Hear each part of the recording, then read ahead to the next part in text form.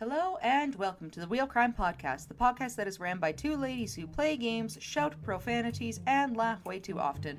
Also, this podcast does cover topics of sensitive nature, and as such, listener discretion is advised.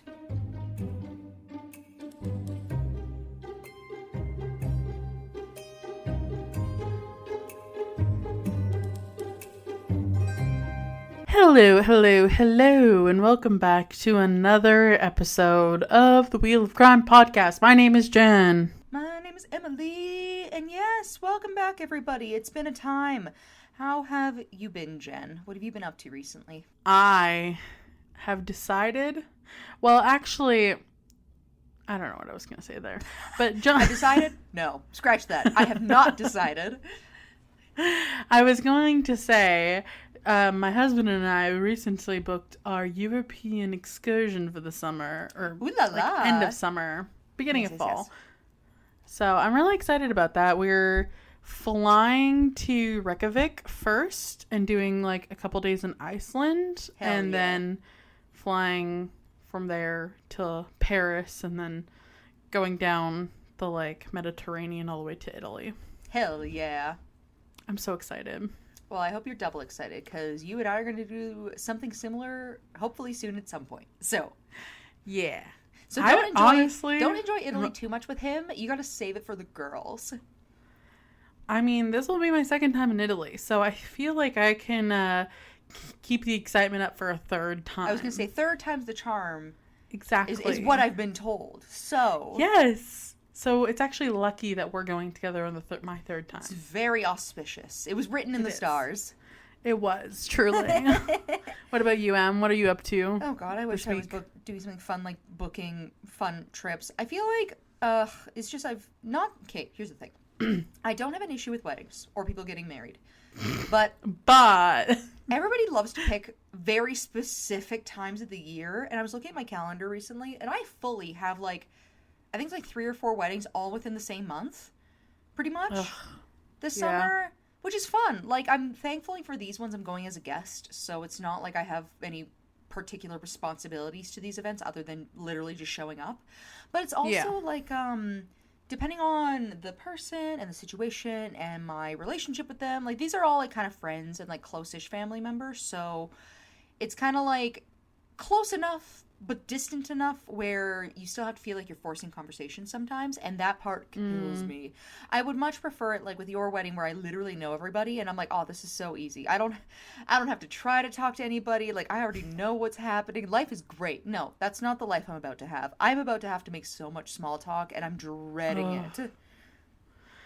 Honestly, last summer was the summer of 500 million weddings for us. And so far this summer we have no weddings on the books. Like, there's like 2 that could potentially happen that I'm like preparing myself for, but so far nothing, and I'm so excited at the thought of not having any weddings this summer. Like, it thrills me, because last summer we went to literally 500 and it was too much. I got jaded towards the end. I was like, fuck weddings, fuck everyone for getting married. Like, what is all this about? Well, and like, I feel like for me, the big part of it that I've realized that is majoritively the issue that I have is if you are, again, if you're super close with the couple, it's one thing. If you're in the situation I'm in where you're not, a little different. Because then suddenly you have to like do the mental gymnastics of like how to figure out gift stuff, what you're gonna wear, travel arrangements, where is the wedding, like how much do you have to budget for travel, how much do you have to do these different things, are you going to be carpooling, are you going to stay with other people, are you going to do these different things, how much time are you going to have, like, because one of my weddings that I'm going to is in Vancouver, which I'm excited about because I really do love Vancouver and I love being able to, you know, do these different things and everything, but then at the same time it's like, okay, well, but how much time do you have between the day of the wedding and travel stuff to actually do stuff, right? Not much. So then that's kind of limiting too. And then that's like its own thing where it's like, well, how are you going to feel that day? No, well, I don't know right now. Like, if who knows? Maybe I'll be under the weather. Maybe I'll be tired. Like, I don't know. What am I going to wear? Again, don't know. I don't know. It's these things, the little things that drive me crazy. Yeah. I also, maybe this makes me sound like an asshole, which I am, so that's fine. But like, I hate not knowing both the couple, like both people in the couple. I hate going to a wedding only having a relationship with like one party because it just feels like so jarring almost. I don't know. Yeah, I'm just like, who is this other person whose day I'm celebrating? I don't even know them. This is also why, like, for my wedding and even for your wedding much more normal than the wedding I had.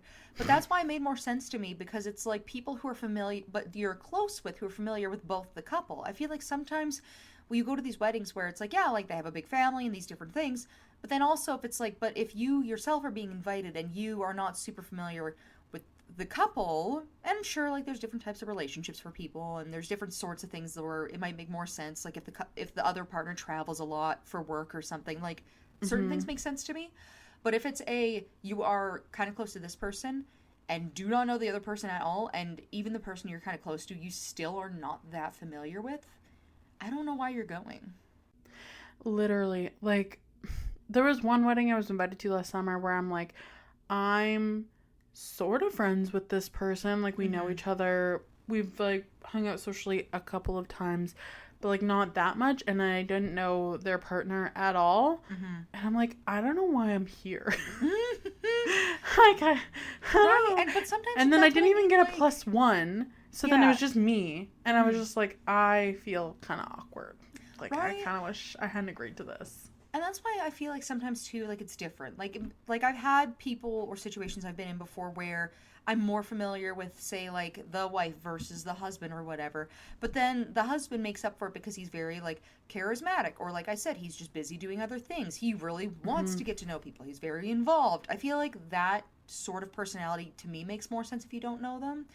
But it's kind of like, if the partner's upset with, if the partner is not even that upset, if the partner's looking at you like, who the fuck are you, and you're looking at the partner like, who the fuck are you, then I just don't think you guys should be there. Yeah. Right? I don't know. It's one of those weird things, but we could go on. It's very much a social rule thing, and I feel like that's the part that stresses me out. But like I said, so anyway, that's kind of what I'm looking forward to next, is trying to manage my multi-million weddings that I have to go to. So, well, good luck, friend. I do not envy you at all. Me either. R.I.P. Good luck. Send prayers.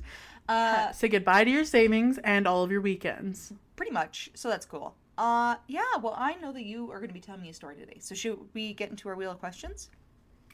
Yes. Let us spin away.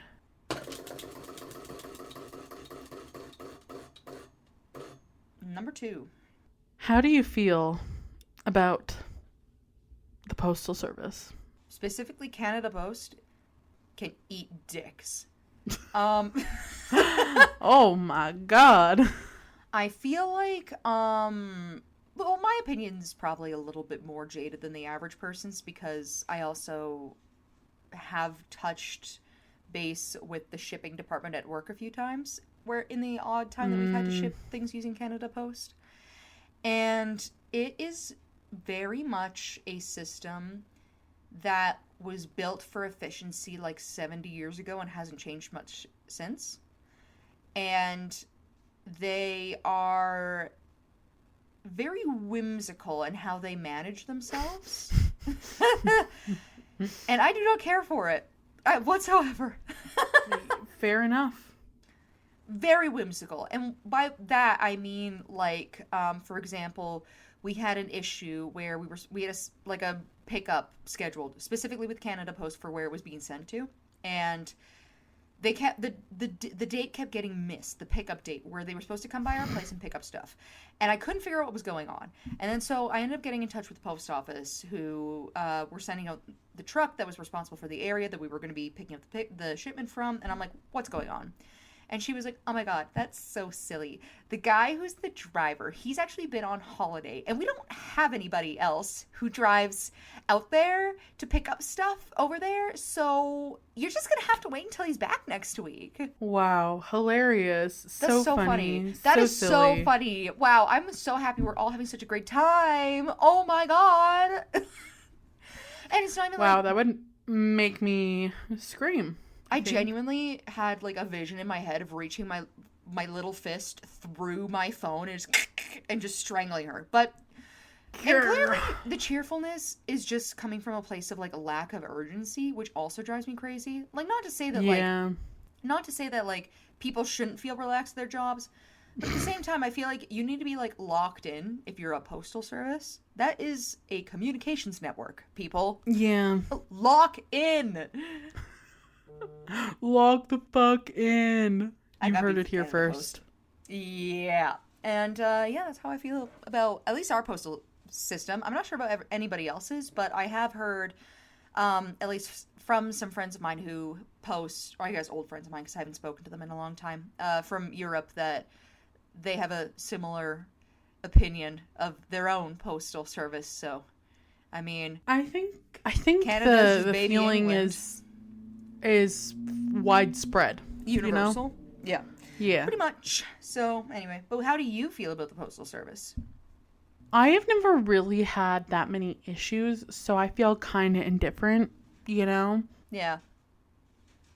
I feel like I haven't been personally victimized by Canada Post yet. Victimized by Canada Post yet. Yeah. It could still happen. It's coming. I promise you it's coming. Oh my god. Okay, well, let's spin for our next question. Okay. Number 3. Have you ever had a package lost or stolen in the mail? Loads of times. I'm kind of notorious in my life for ordering stuff online because I hate going in person anywhere. And I have had stuff stolen. I have had packages get lost. I've had lots of things happen.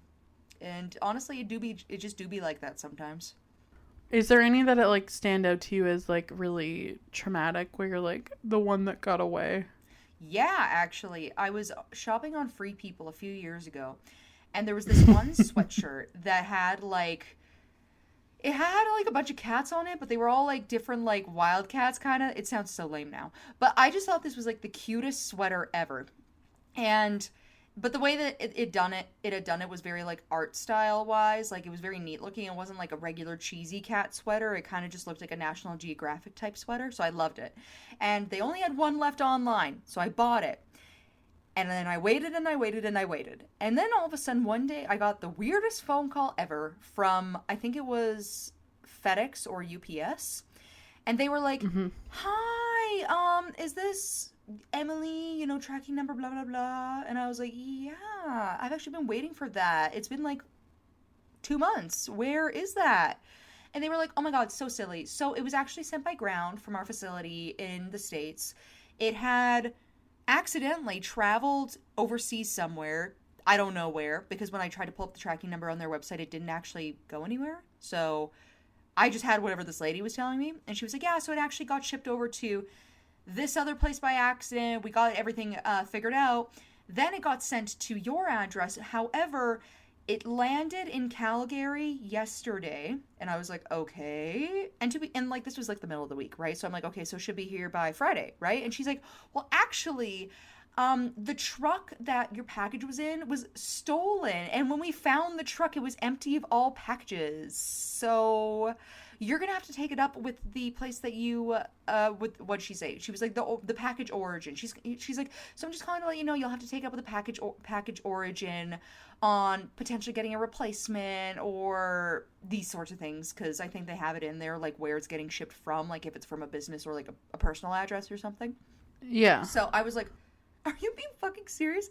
And she's like, yeah, like some guy just like hopped in and stole the truck. And then we got it back like 2 hours later and all the packages were gone. And I was like, you're telling me my package that was shipped to fucking, I don't know, Hawaii for some reason and just made its way to Canada was literally 2 hours away from me and the truck was stolen. And she was like, yeah. And I was like, fuck me, I guess. So then I ended up being a whole thing where I like took it up with the Free People. They were super great with me. They were able to refund my stuff and whatever. But then I like had a restock alert on the item because I was like, oh, I still want this if you guys have this again. And they were like, oh, for sure. So then they were like, sign up for our restock alert. I did that.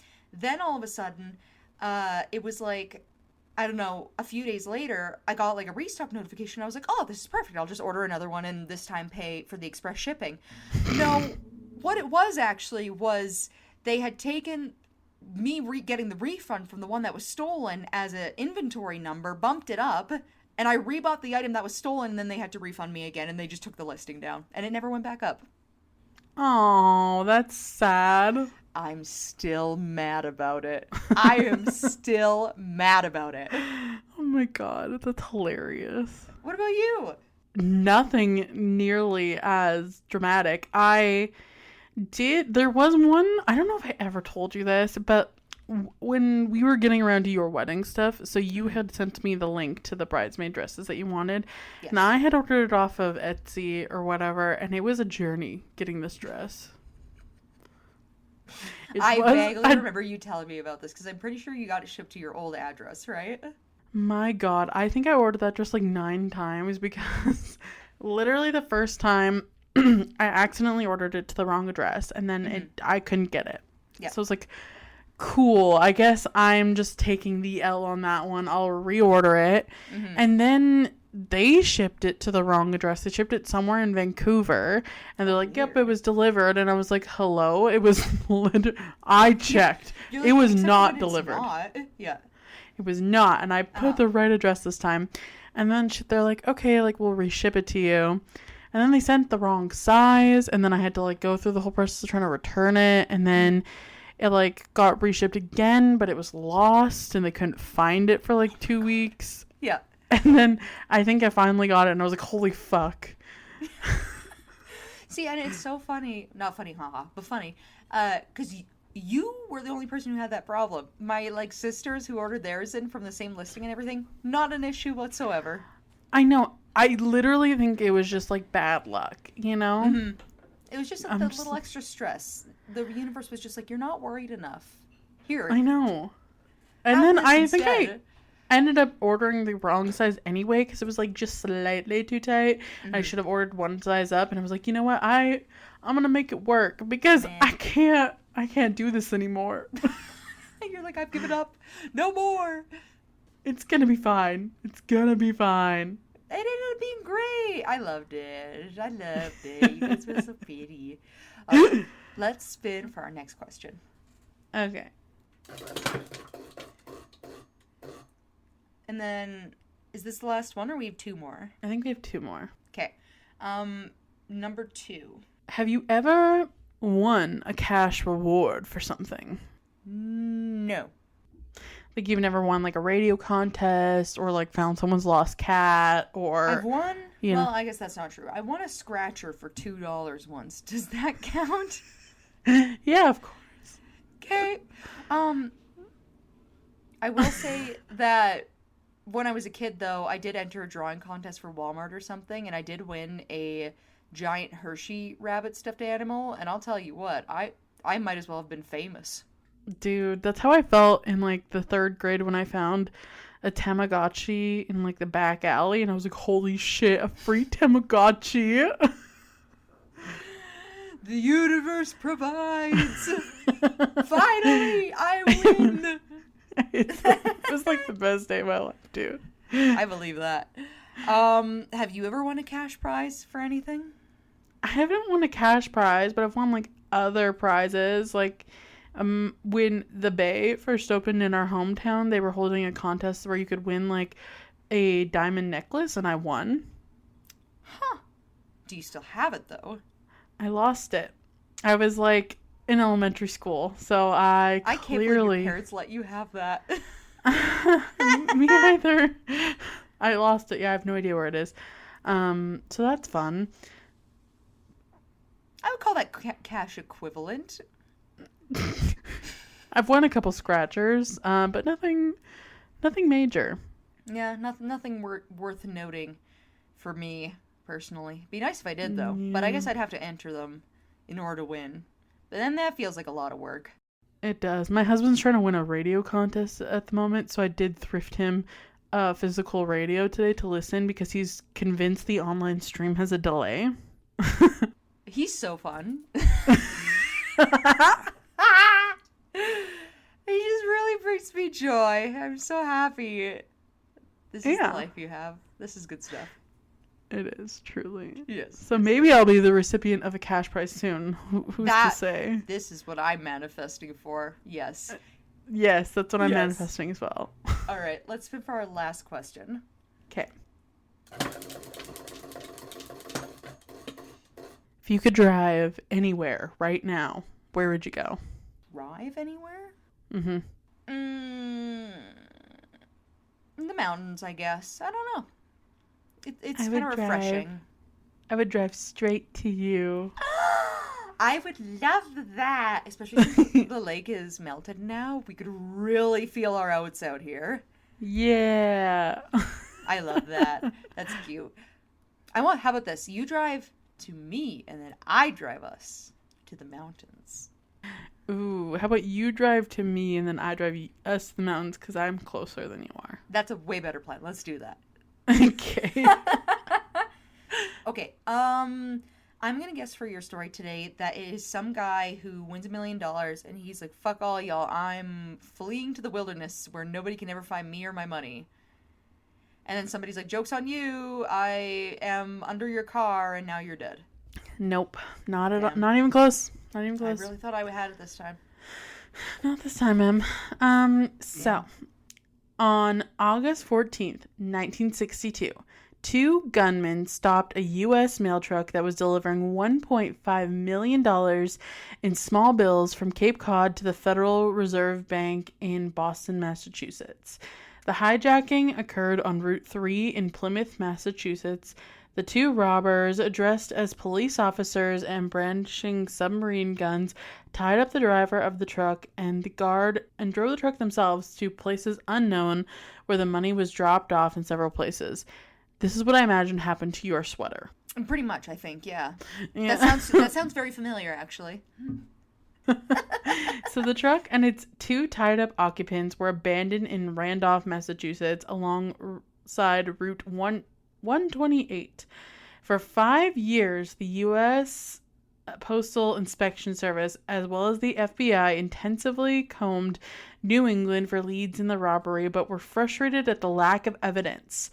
Authorities even at one time offered $150,000 or 10% of the amount recovered, cash reward, in addition to $50,000 Postmaster General reward for information leading to the conviction of those responsible for the caper, even going so far as to deem any suspect killed in his apprehension to the deemed convicted for purposes of the reward. The combination of media, law enforcement, and popular interest in this record-breaking robbery combined for an atmosphere of near hysteria in the Boston area throughout the early and middle 1960s. Not a few completely uninvolved people were accused of being involved in the heist, with the media loudly proclaiming their guilt even with no evidence or facts to support its claims. Which I feel like is pretty common. It kind of reminds me of like the witch trials, but with a robbery where people are just like so like swept up in things that they're like, anyone's a suspect.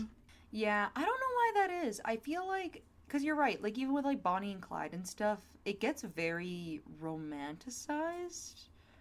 For Truly. Some reason. I think maybe because of the money thing and like, and the crime, but the crime doesn't necessarily include murder. Like, I know what you mean, though. Like, I don't understand, but yeah, it's a thing.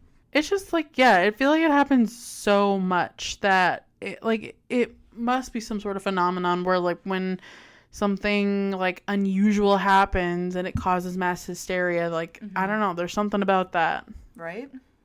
So, with the 5-year federal statute of limitations approaching and with no real leads to solve the robbery, the Postal Inspectorate and the Department of Justice stepped up a campaign of near total surveillance and harassment of all known armed robbers in the Boston area in a frantic effort to obtain clues about the robbers' identities. Which is nuts. Like... That's kind of insane. Literally, isn't it? Like, I don't even, like, they're like, everyone's a suspect. We will surveil you if you've ever even looked at shoplifting. Yeah, weird. I don't know what to make of that. Huh. I just thought that was the most insane thing I've ever read. So, shortly before the statute of limitations was to expire, a federal grand jury indicted 4 men and 1 woman as the perpetrators of this robbery. One of the defendants disappeared right before trial and was never found. The other defendants were acquitted at trial, which is crazy to me because, like, we don't even know the names of these people. Yeah. And, like, the fact that one of them just disappeared and was never to be found with a trace again is, like, very suspicious in my opinion. Like, the biggest red flag on earth, I think. Like, that is, like, what are we talking about? Are they guilty, or did they just, like, get murdered, or, that's like, what happened this, here? Like, a you better stay silent type of thing. Like, that's scary. So, to this day, the haul of $1.5 million in cash in the 60s, equivalent to approximately $15.6 million in 2023, which is nuts. Like, that's an insane amount of cash, remains undiscovered by the authorities. Vincent Teresa, aka Fat Vinny, a Boston mobster who served as lieutenant of Raymond L.S. Patricia, claimed in his book, My Life in the Mafia, which is a crazy memoir, by the way, like, name for a memoir. Like, I want to read that now. I'm adding it to my TBR. Because I'd be like, there ain't no goddamn way you were in the mafia, otherwise you would not have lived long enough to publish this stupid memoir. That John Red Kelly was the man who planned the robbery. He allegedly received a generous 80 cents on the dollar when the money was laundered. But that goes, like, unknown if that's actually what happened. Like, this guy's just claiming this. It's, like, not known if it's actually true or not. Like, there's no way to back up his claims. Yeah. And so this went down. It's called the Plymouth Mail Robbery, and the press dubbed it the Great Plymouth Mail Truck Robbery. And at the time of its occurrence was the largest cash heist of all time. I believe that. That's a lot of money, especially in the 60s. Like, I know, like, life-changing. They probably are on a beach. What would you do with that amount of money? But that's, like, beyond life-changing, though. That's, like, literally, that's multiple lives changing, right? Like, that's crazy. Like, if I came into 15... Was it 1.6 million? Or, like... So, at the time in 1960, it was 1.5 million, which is equivalent to, like, $15.6 million in today's money. What would I do with $15.6 million today? Buy a bubble tea. At that point, I think I would be like, I need liquor first. Because... crazy. Buy an alcoholic bubble tea. But honestly, that's so much money that at that point, I think I wouldn't even know what to do. If I just suddenly came into that much money, truthfully, I think I would continue doing exactly what I am doing right now, because that's, like you said, life-changing. But it's almost like, it's too much. It's like, what would you even, like, literally, what would you even do with that much? I don't even know. Like, yeah, like, I don't know. Like, it's unimaginable, and I think it would literally, like, you could just go away, you know? Yeah.